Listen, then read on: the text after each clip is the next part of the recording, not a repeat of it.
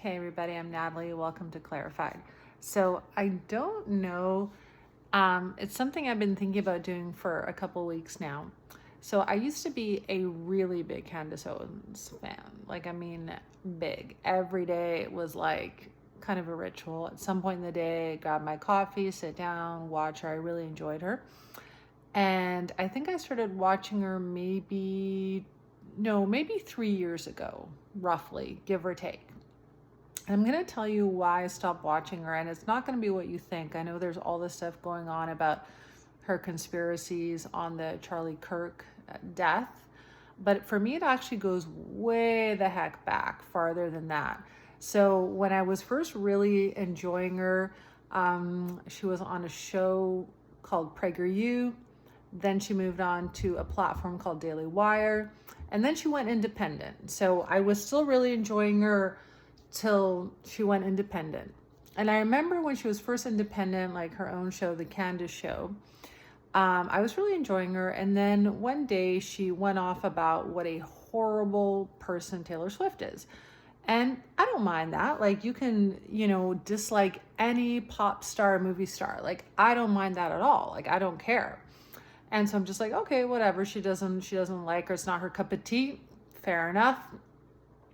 And then about a week and a half or 2 weeks passed. And then she went off again about Taylor Swift just being the font of all that is wrong in the world and so horrible, blah, blah, blah.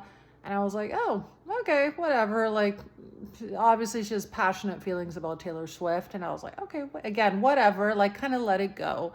Didn't think it was that odd. Okay. Then about a week and a half passed and she did a third piece on how much she loathed Taylor Swift. And at this point I thought, wait a minute, there's something wrong here. Like, it's totally fine to dislike any musician, but Candace is a grown woman and she's obsessing about a pop star that she has never met, mind you. It would be different if they had met and had some negative interaction, but this is someone she's never met. It's just some famous person. So I'm like, oh, this is getting kind of weird. But I'm like, I kind of let it slide. I think I watch her a little less, like maybe not Monday to Friday, maybe missed a day or two because I thought that was weird. And then 3 weeks passed, I believe, and then she talked about Taylor Swift again, fourth time. And I'm like, whoa, what in the hell? She is obsessing with Taylor Swift. And I thought, this is weird. This is not normal. And then another maybe 2 weeks passed. And then number five, she went off for the fifth time about Taylor Swift and the just brat and horrible person she is. And after the fifth time, I thought to myself, there is something wrong with the psyche of Candace Owens, because who obsesses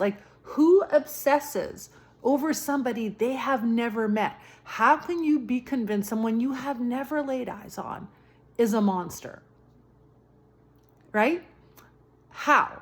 So after the fifth tirade on the evils of Taylor Swift, and we're talking, this was roughly in a 2-month span. This wasn't like years apart. I was like, you know what? I'm going to give her a little break. So then I don't care what musicians she loves. It was just bizarre. On a psychological level, I found that really weird. So I went from watching her like weekly to maybe once or twice in a month because I just couldn't get past her obsession with Taylor Swift. So I was like, okay, this is odd. So I watch her monthly now. And then she got into another really strange thing. She was or is friends with Kanye West. And again, have whoever friend you want. And that's not the issue. But Kanye went through what I call his racist era. I don't think he's racist now. I think he's repented of it. But at the time, he was saying like he really loved Adolf Hitler or he had deep admiration for him, like incredibly racist things to say. So I get it. They're friends. And I totally understand not dumping a friend because they're going through a bout of racism, because you never know. Just as they went into that bout, they might come out of that bout, right? Like it could go either way. So I totally understand keeping him as a friend. What really disturbed me was not that they remained friends. I was really disturbed that she never said, hey, Kanye is such a good friend. Totally don't agree with him praising Hitler. Just want to put that out there. But I'm not ditching my friend. Because I would totally respect that. I would totally respect that. And I kept waiting for her to say, like, I'm not okay with anyone admiring Adolf Hitler, you know, because she's such a big public figure. And that never happened. And I was like, oh, that's real bad. I don't care who you are. If your bestie says that they admire Adolf Hitler, who was responsible for at least 6 million civilians, I'm not talking about combatants like soldiers, civilians burned in ovens. If your friend says they admire that person, the least you can do is say, I'm not okay with what my friend said. I wasn't expecting her to ditch him as a friend.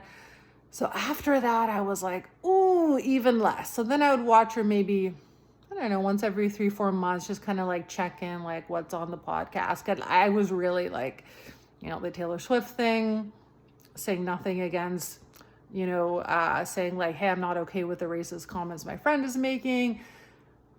And then just in general, she started to go off on Jewish people in a general sense. And at first I was like, oh, okay, I think she's just against like certain Jewish people, like not all of them. But it just kind of like more and more and more. And then it kind of hit me like, I think she is maybe kind of racist. Like, I think she's, you know, and I know she was saying, oh, no, it's not Jews. I just don't like Zionists or the government. But then eventually she was caught on tape, and you can look this up on YouTube, saying that the entire nation, and these are her words, the entire nation of Israel is satanic. So if you say a whole nation is satanic, you don't just mean the government. If you say, because she didn't say the government is satanic, she said Israel is satanic. So that means you're calling every Israeli, whether they're religious or not religious, whether they're Christian or Muslim, doesn't matter. When you say all of Israel is satanic, you are calling everyone in that border satanic, whether they be atheist, Muslim, Christian, whatever. And so at that point, I was like, okay, I am officially done. This has been a slow slide of just losing me, starting with Taylor Swift, moving to saying nothing about Kanye's remarks, and then eventually just seeing full board what I view as racism. So I just stopped. And it was so weird because I would say a month before Charlie Kirk died, I was in my room. I didn't have any premonition of his death. Just want to put that out there. I was in my room and I heard the Holy Spirit speak to me and say, Candace Owens is going down. And I was like, whoa, going down? Like, what? How's she going down? How's she going to go down? I didn't hear anything else from the Lord. I just heard Candace Owens is going down. A month later, Charlie Kirk died, and kind of the opposite happened. She went up. Her viewership went from like 2.5 million subs to 5 million subs. Her fame and her income went way up, not down. So I'm still kind of waiting out this word that I heard from the Lord that she is going down. That is what the Lord told me roughly 2 to 3 weeks before Charlie Kirk died. And I believe that that is from the Holy Spirit. And I'm expecting at some point she'll go down, because I really don't think I said that to myself. I really took it as from the Holy Spirit. So even though she's been going up in fame and finance, I still think that word is going to come to pass at some point. But yeah, anyways, I've been a little too invested in the drama. I need to pull back. But it's just weird because like I've been watching people comment on it, and they're commenting because of the Charlie Kirk stuff. But me from like 2.5, 3 years ago, when I saw someone completely obsess, and I mean obsess, over hating on a pop star that she never met, from way back then, I'm like, there's something wrong with your brain. Like, why? Why are you obsessing over a famous person that you don't know, that's done nothing to you, you know? And so there were hints and signs from way before Charlie Kirk that something's not quite right up in there. And I'm not meaning to offend anybody if you love her. It took me a long time to let her go because I thoroughly enjoyed her content and I enjoyed her as a person. Like, I enjoyed her personality. And like I said, I went from like watching daily to watching once or twice a week to watching monthly to watching quarterly. Like, I wasn't willing to give her up. I really did enjoy her.